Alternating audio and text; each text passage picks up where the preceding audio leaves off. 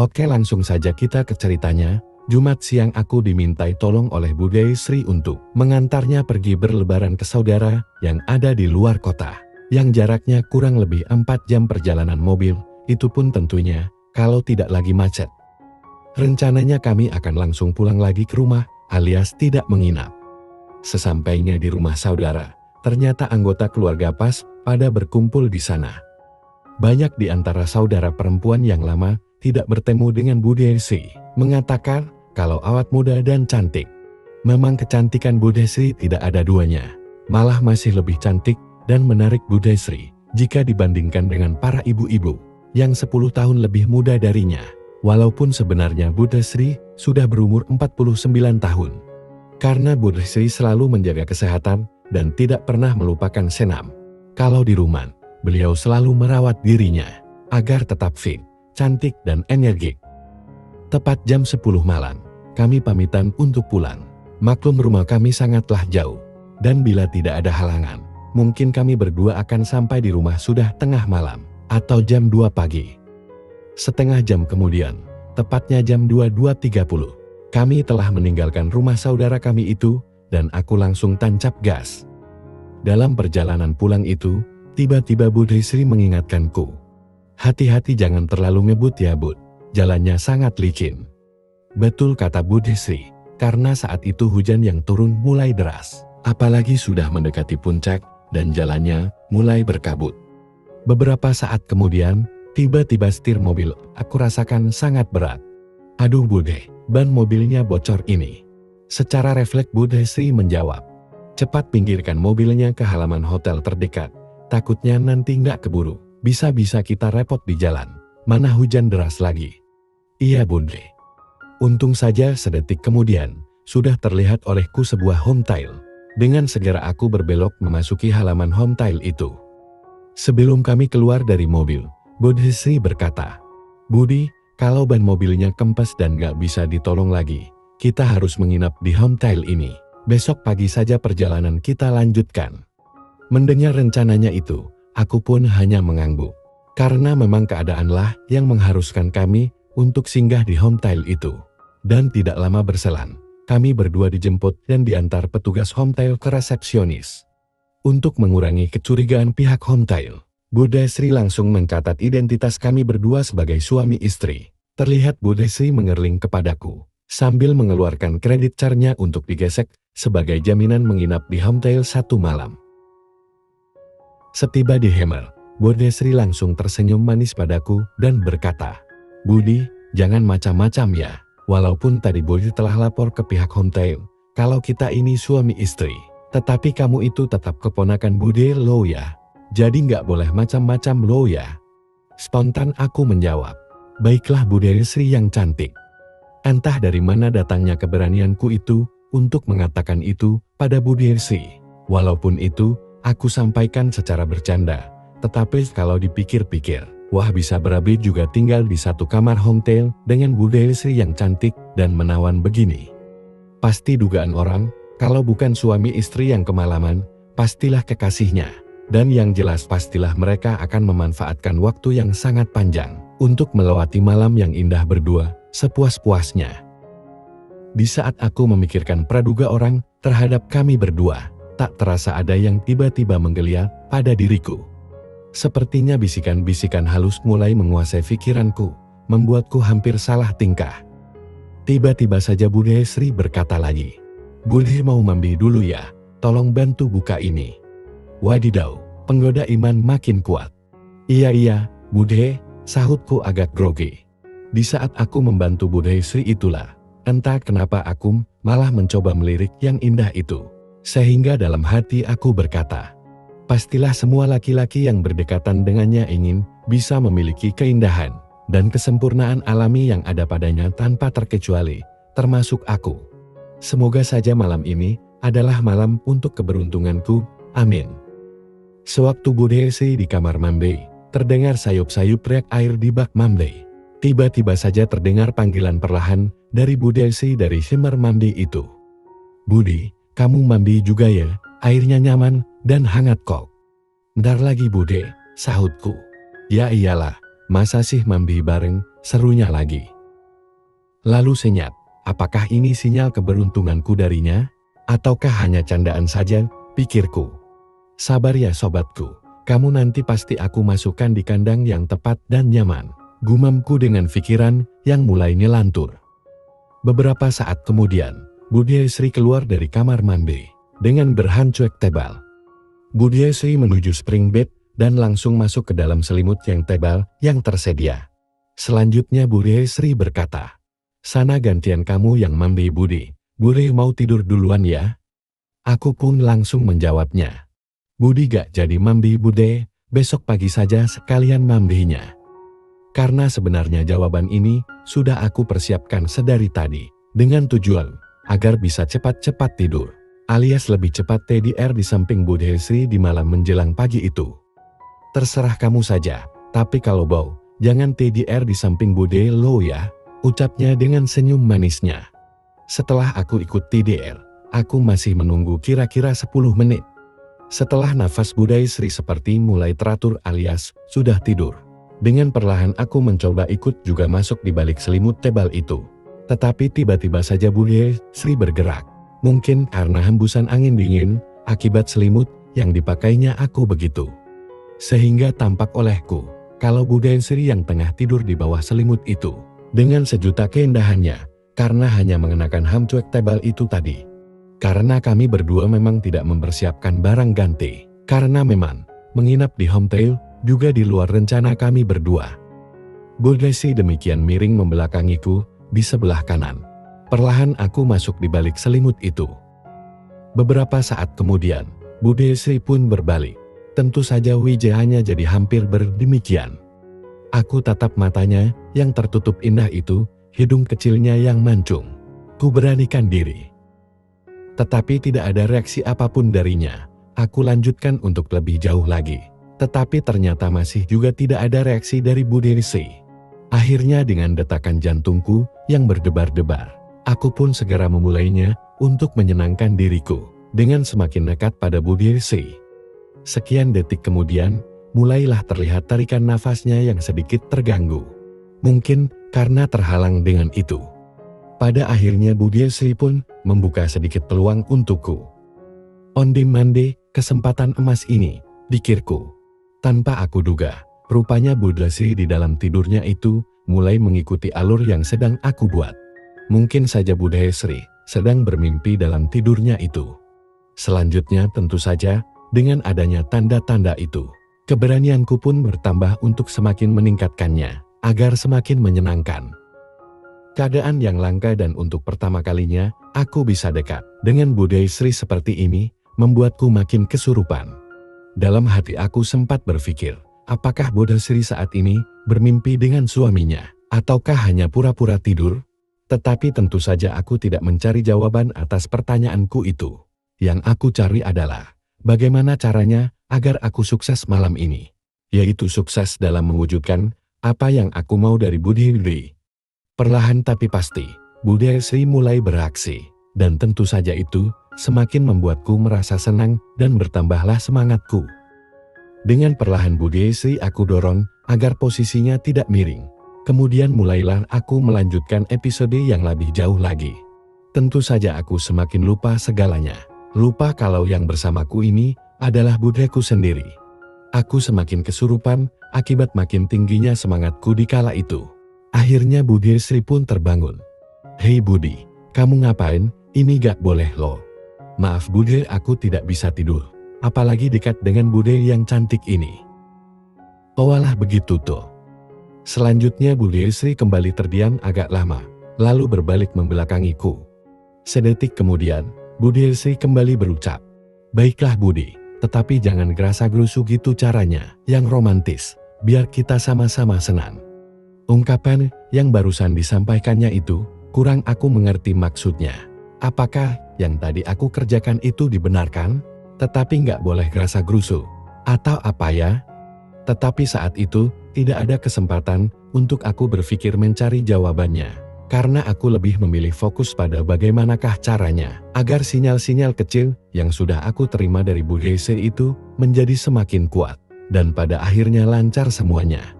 Aku tidak berani lagi ngomong macam-macam padanya. Dengan perasaan yang tidak karuan, aku memberikan jawaban singkat pada Bude Si. Maafkan Bude, ucapku seraya aku menatap panggungnya. Entah beberapa lama kami berdua sama-sama terdiam. Tiba-tiba saja Bude Si berbalik dan berkata, "Kalau kamu ingin dengan Bude, syaratnya harus dengan cara yang perlahan-lahan. Kan masih banyak waktu. Ya sudah Budi, malam ini boleh lanjutkan lagi yang tadi sempat terhenti. Pokoknya malam ini, semuanya bebas untuk Budi." Ternyata malam itu, aku dibuatnya merasa senang.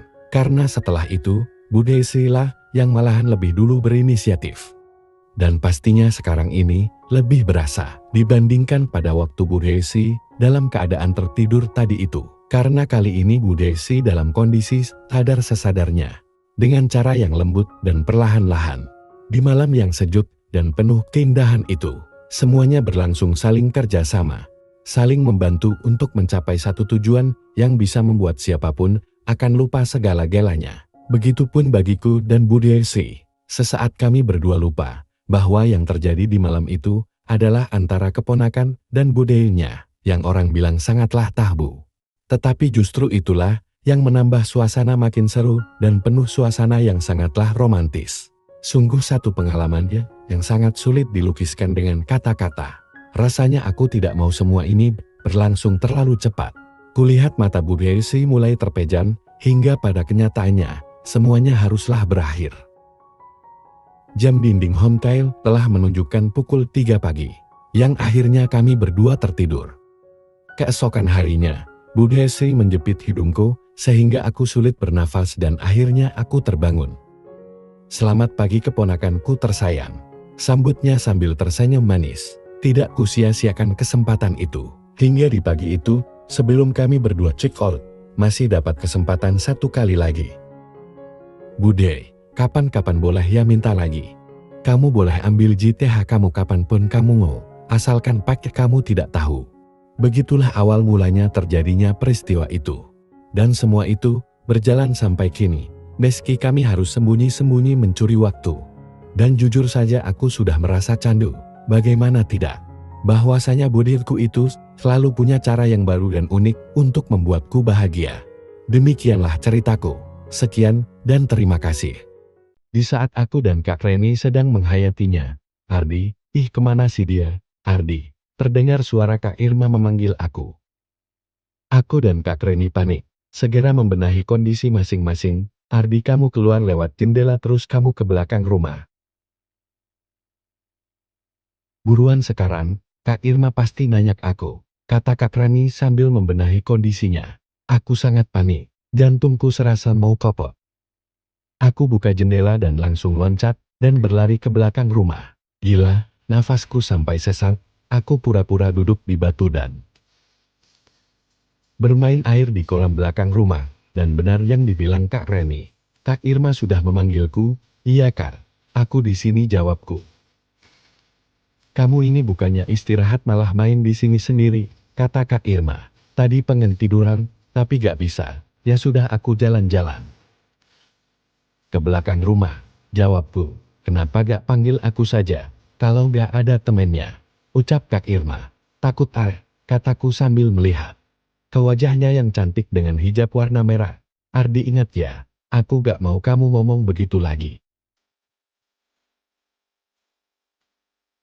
Kamu adalah calon suamiku, rumah ini adalah benteng pertahanan yang kuat. Belum ada satupun lelaki yang bisa masuk menembus ke sini.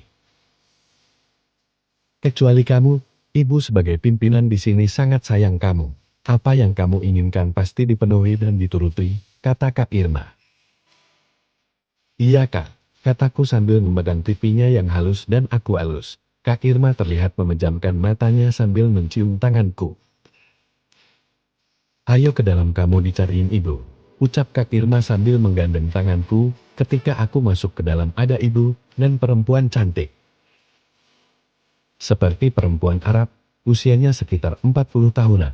"Bu, ini Ade, gak taunya main di kolam belakang," ucap Kak Irma.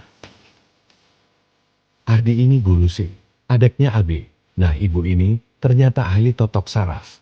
Ngapain berobat jauh-jauh kalau Bu Lucy bisa," kata Bu Nila. Ya sudah, aku minta tempatnya, kalau bisa yang panas jangan pakai AC. Biar saraf bekerja dengan baik, ucap Bu Lucy. Oh ya sudah di kamar aku saja, jarang aku nyalain AC-nya, kata Bu Nila. Akhirnya aku ikutin Bu Nila ke dalam kamarnya. Aku juga bingung, padahal barusan tadi punyaku sudah bisa normal. Waduh gimana, kalau tiba-tiba loyo lagi. Lucy, aku gak apa-apakan ikutan di sini, kata Bu Nila. Iya Bu, kalau bisa harus ada yang membuat daya tariknya. Kalau saya sendiri apa boleh Bu? Tanya Bu Lucy. Lucy buat Ardi sembuh itu saja yang penting. Kalau memang perlu aku, atau anakku juga. Aku izinkan. Kamu sudah aku ceritain kan?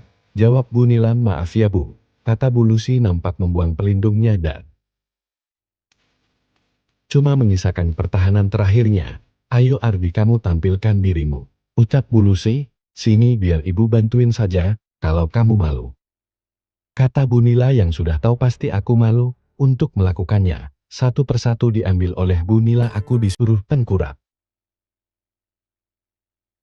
Aku mulai merasakan pijitan dari mulai telapak kaki ke teha, rasa gelui dan sedikit sakit. Setelah beberapa lama, aku diminta untuk membalikan badan hingga terlantung. Ardi sekarang kamu lihat ibu dan nanti apa yang kamu alami, ucap Bu Lucy. Postur yang putih bersih itu ada di atasku dan membuang pertahanan terakhirnya. Terus kamu lihat ibu dan bayangankan.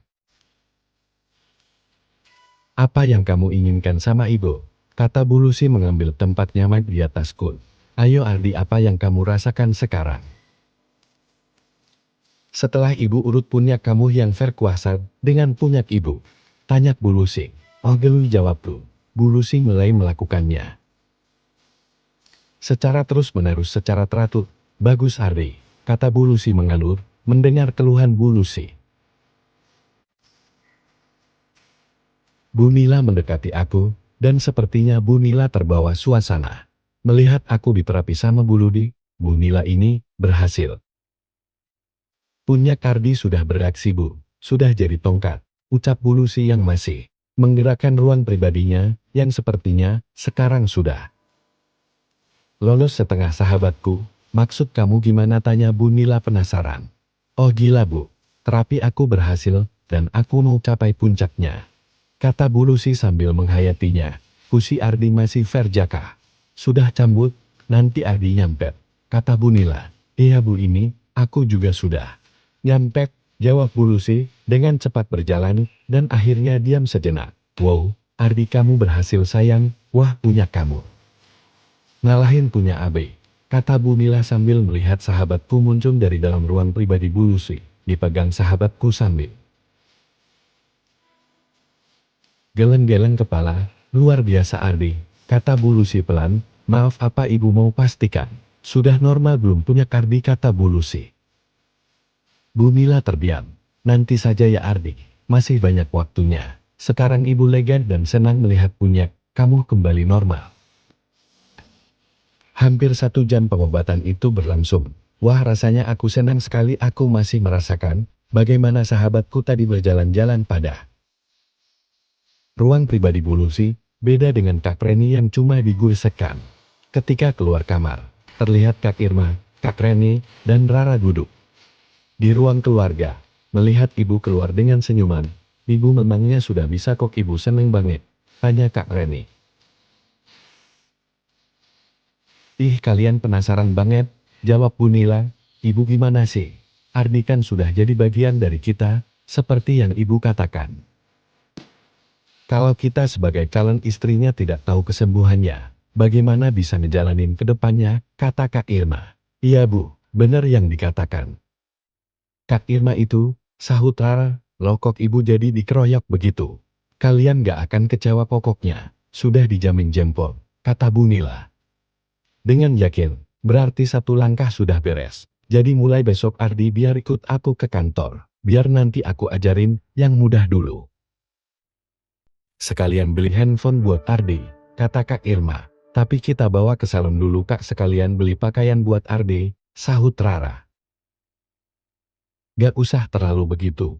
Nanti saya malah bingung Kak Irma. Kalau boleh saya bagian bersihin ruangan Kak Irma saja. Kalau cuma ngelap dan nepel, saya pasti bisa. Ucapku, sudah kamu diam saja ya. Nanti kamu juga tahu. Kata Kak Irma terlihat sewot, tetapi Rara sama Kak Reni malah tertawa. Emangnya aku salah di mana? Kataku dalam hati. Ardi, maaf kalau aku sedikit bicara keras. Habis kamu itu terlalu lugu dan polos. Coba kamu pikirkan, kalau nikah sama salah satu dari kita, anak yang punya perusahaan menantunya dijadikan office boy. Mulai sekarang kamu harus belajar, kamu boleh pertahankan kejujuran kamu tetapi tidak dengan kepolosan dan keluguan kamu. Kami sekarang adalah calon menantunya Bu Nila. Kamu harus punya wibawa Ardi, kata Kak Irma tegas. Iya Kak, siap mohon. Bimbingannya, kataku menirukan cara bicara satpam kalau bicara sama atasannya. Nah, begitu dong, kata Kak Irma sambil tersenyum. Reni sama Rara kalian temenin ibu saja anterin Bu Lucy, ucap Bu Nila. Iya Bu, jawab mereka berdua. Padahal tadi mereka mau ikut aku. Sama Kak Irma, beneran anak yang berbakti kepada orang tua, kataku dalam hati. Setelah ibu dan Kak Reni sama Rara berangkat antar Bu Lucy, tinggal aku sama Kak Irma. Aku nunggu di ruang keluarga, sedangkan Kak Irma masih di dalam kamar. Ardi kemari sebentar, panggil Kak Irma.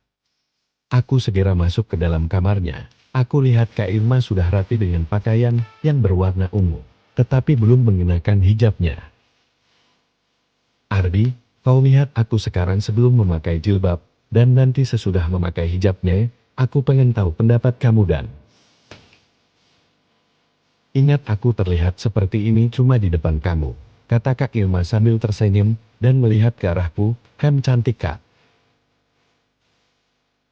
Aku senang lihatnya, jawabku sambil aku perhatikan wajah yang cantik, dengan rambutnya masih terurai dan lehernya yang putih jenjang.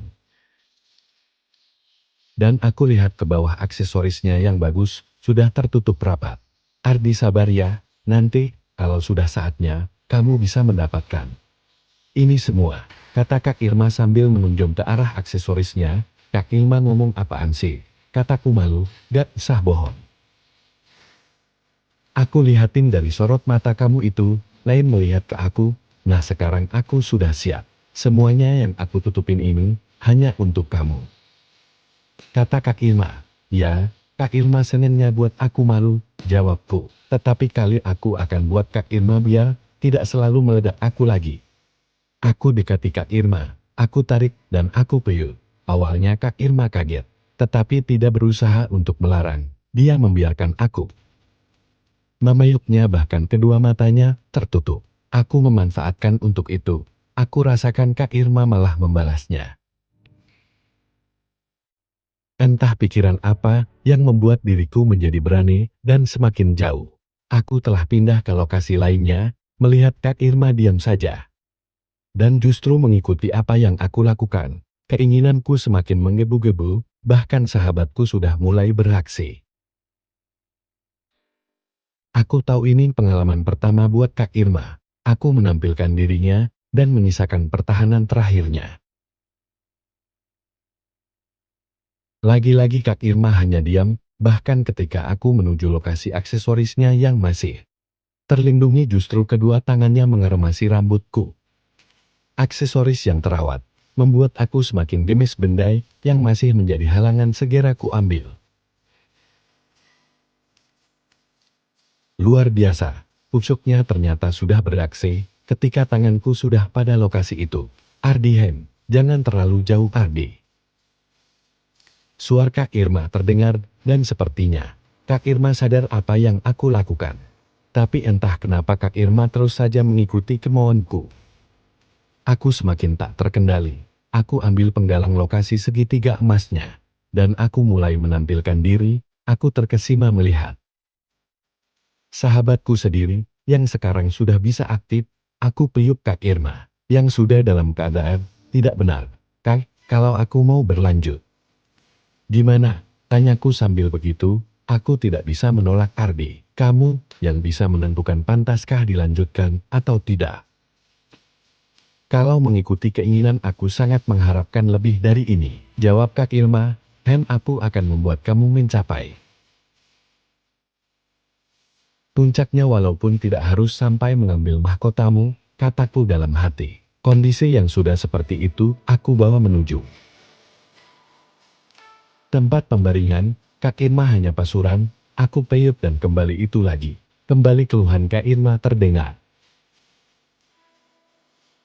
Melihat semua ini, aku semakin berani.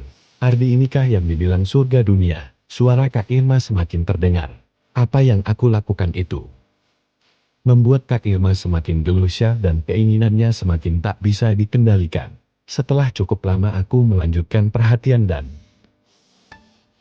sampai akhirnya berhenti di lokasi pribadinya. Wajahnya yang cantik terlihat sayu, menahan ambisi, dan ketika ku berikan perhatian lebih pada lokasi itu, keluhan panjang terdengar.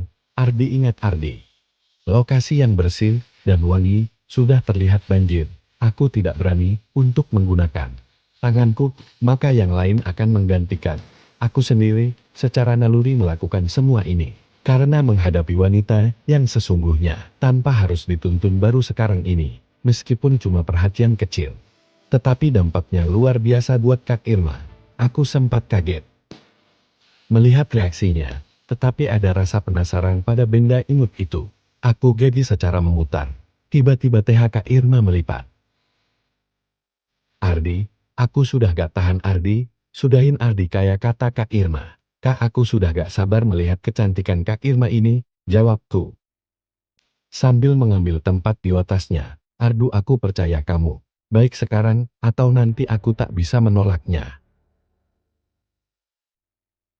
Cuma aku ingin setelah kita resmi. Ucap Kak Irma memayukku. Aku geser pela dan teratur. Aku dan Kak Irma sama-sama menghayatinya. Entah kenapa, yang awalnya aku cuma luar saja. Malah Kak Irma menguang sahabatku dan membimbingnya pada lokasi itu. Sama-sama mengeluh, ketika aku menyelinap ke situ, secara santai. Ardi, lakukan kalau kamu mau, ini sebagai bentuk rasa sayangku sama kamu. Sampai akhirnya, sekit Ardi, pemiu sayang, ucap Kak Irma, yang aku rasa sahabatku sudah berhasil lolos. Aku tahan sebentar sambil kita beradaptasi. Inikah yang dinamakan berbagi rasa dengan yang masih ori. Sulit sekali lolosnya. Aku diamkan sebentar, dan aku lihat wajah yang cantik itu terlihat sedikit cemas. Kak, kenapa? Tanyaku. Aku senang, tetapi tetap saja ada rasa khawatir Ardi, jawab Kak Irma. Aku tidak mau merusak suasana. Maka aku tidak membahasnya lagi. Aku dan gadis Arab yang cantik putih ini. Aku sempat melihat ada noda merah di kain spray itu. Adi, kita selesaikan sayang, kini aku milikmu seutuhnya, ucap Kak Irma. Sambil mengalun, setelah 30 menit, aku merasakan akan mencapai puncaknya. Aku harus siap-siap untuk mengambilnya. Aku tidak mau dan tentunya Kak Irma sampai hamili di luar pernikahan. Aku mau dapatkan di saat Kak Irma mencapai puncak. Ya, dan aku segera bangun untuk menaruh di tempat lain. Ardi, kamu ini, aku harus mandi lagi, kalau begini, katanya mencoba bangun. Aku pihit lagi, dan wajahnya aku bersihkan dari noda tadi. Nanti mandinya, kalau pulang jalan-jalan saja, sekarang cukup cuci muka, ucapku. Tapi Ardi, kata Kak Irma tidak dilanjutkan, setelah aku menariknya berjalan menuju ke kamar mandi. Bersambung.